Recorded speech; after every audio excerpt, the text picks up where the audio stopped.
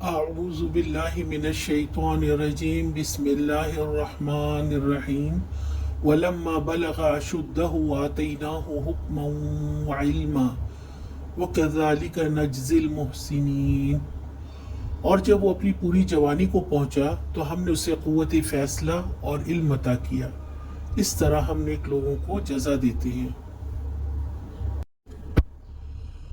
قرآن کی زبان میں ان الفاظ سے مراد بالعموم نبوت عطا کرنا ہوتا ہے۔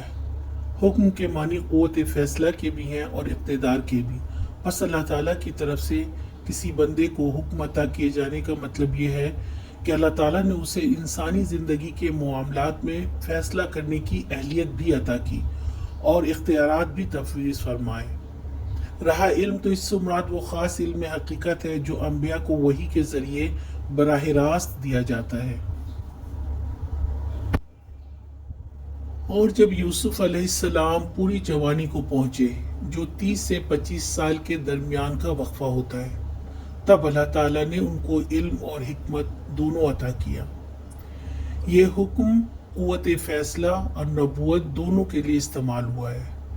حکم سمجھ بوجھ کو کہتے ہیں، جو علم کے ساتھ مل جائے تو بہت بڑی نعمت ہے، کیونکہ ہر علم والا حکمت والا نہیں ہوتا۔ نبی کریم صلی اللہ علیہ وسلم نے فرمایا کہ بہت سے علم حاصل کرنے والے ان لوگوں سے زیادہ علم پہنچا دیتے ہیں جن سے انہوں نے سیکھا، یعنی بعض اوقات طالب علم استاد سے زیادہ اچھی طرح سکھا سکتا ہے۔ حکمت کا راز اللہ کی محبت اور خشیت ہے، اور اللہ تعالیٰ ایسے لوگوں کو محسنین کہتے ہیں، اور وہ اپنے ایسے بندوں کو علم کے ساتھ حکمت بھی عطا کرتا ہے۔